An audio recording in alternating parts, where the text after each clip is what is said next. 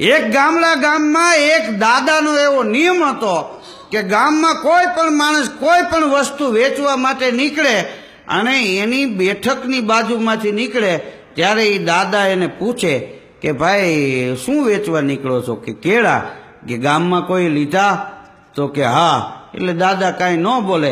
કોઈ પણ વસ્તુ વેચવા વાળો નીકળો હોય ને એ દાદાની બેઠક પાસેથી નીકળે એટલે એ દાદા એને પૂછે કે શું વેચવા નીકળ્યા? કે ખારેક. કોઈ લીધી? કોઈ એમ કે ને કે ના ગામમાં કોઈએ નથી લીધી.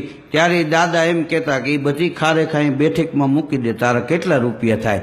અને એને રૂપિયા આપી દેતા. કોઈ ન લે એનો માલ લઈ લેવો એ દાદાનો એક નિયમ હતો જીવનમાં. એમાં એક દિવસ બન્યું એવું, ભગવાનને કસોટી કરવાનું મન થયું, કારણ કે હાચાની કસોટી થાય. ભગવાન ગાંડા ઘેલા માણસનું રૂપ લઈને આવ્યા, લગર વગર લુગડા છે, ખંભે કોથળો છે, અને ગામમાં પડકારા કરે છે કે લ્યો કોઈ દાળીદર, લ્યો કોઈ દાળીદર. દાળીદર એટલે ગરીબાઈ, ભૂખ. એ કોણ લે? કોઈએ ગામમાં એ દાળીદર લીધું નહીં. દાદાની બેઠક પાસેથી માણસ નીકળો, લ્યો કોઈ દાળીદર, લ્યો કોઈ દાળીદર. દાદા બેઠકનો દરવાજો ખોલીને બહાર નીકળ્યા. કે હું વેચો છો ભાઈ? તો કે દાળીદર વેચવા નીકળો છું દાદા. કે ગામમાં કોઈ લીધું? કે ના, આખા ગામમાં આટો માર્યો, કોઈએ નથી લીધું. ત્યારે દાદા એટલું બોલ્યા, એ દાળીદરનો કોથળો આ બેઠકના ખૂણામાં મૂકી દે, તારા કેટલા રૂપિયા થાય ભાઈ? કે આટલા રૂપિયા. દાદાએ એને રૂપિયા આપી દીધા. ભગવાન એ ગાંડા ઘેલા માણસના રૂપમાં આવી અને દાળીદરનો કોથળો દાદાની બેઠકમાં મૂકી અને વયા ગયા. દાદાએ ખાટલામાં લાંબો વાહો કર્યો, આંખું વિચાણેલી, હજી નીંદર નહોતી આવેલી, પણ ત્યાં અવાજ આવ્યો, દાદા હૂતા છો કે જાગો છો? તો કે હૂતોય નથી ને જાગતોય નથી, કારણ કે આંખું બંધ હતી, ઓમ જાગતા હતા. તમે કોણ? તો કે હું લક્ષ્મીજી બોલું છું. બોલો. કે તમે અહીં દાળીદર લીધું ને તમારા ઘેરે, હવે મારે તમારા ઘેરે નથી રહેવું, હું રજા લઉં છું. તો કે હું તમને ના નથી પાડતો, જેવી તમારી મરજી. તો કે હું જાઉં છું. કે કાંઈ વાંધો નહીં. લક્ષ્મીજી નીકળી ગયા એ દાદાના ઘેરેથી.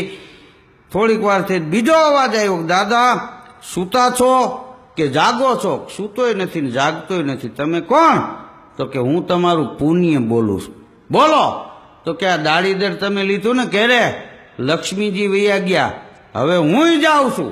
દાદા હુતા હુતા કે લક્ષ્મીજી હજી છેટે નથી પહોંચ્યા, તમારે જાવું હોય જાઓ. એ પુણ્ય નીકળી ગયું. થોડી વાર થઈ ત્રીજો અવાજ આવ્યો, દાદા હુતા છો કે જાગો છો? સૂતોય નથી ને જાગતોય નથી. તમે કોણ? કે હું તમારા ઘરની રધી. આપણે કહી છે ને ફલાણા ભાઈના ઘરમાંથી રધી વહી ગઈ, તમારા ઘરની રધી છું. બોલો. તો કે આ દાળીદર તમે લીધું ને, લક્ષ્મીજી વયા ગયા, તમારું પુણ્ય વયું ગયું, અને હવે રધી કે હું જાઉં છું.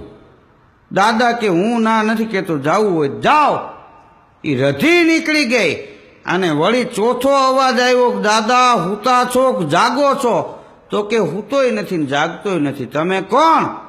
કે હું તમારું સત બોલું છું. આપણે કહી છીએ ને તમે અમારું સત ન લેતા, હું તમારું સત બોલું છું. બોલો. કે આ દાળીદર તમે લીધું ઘરમાં, લક્ષ્મીજી વયા ગયા, પુણ્ય વયું ગયું, રધી વહી ગઈ, હવે સત કે હું જાઉં છું. ત્યારે દાદા સૂતા સૂતા એટલું બોલ્યા કે ભલે અમારા ઘેરેથી લક્ષ્મી વહી ગઈ, ભલે અમારું પુણ્ય વયું ગયું, ભલે અમારા ઘરમાંથી રધી વહી ગઈ, પણ હે સત તમારે નથી જવાનું. કેમ? કે તમારા આધારે તો હું જીવું છું. આ દાળીદર મેં ખરીદ્યું ને અહીંયા, એ સતના આધારે જ ખરીદ્યું. એ ભલે વયા ગયા, તમે અહીંથી જાહોમાં.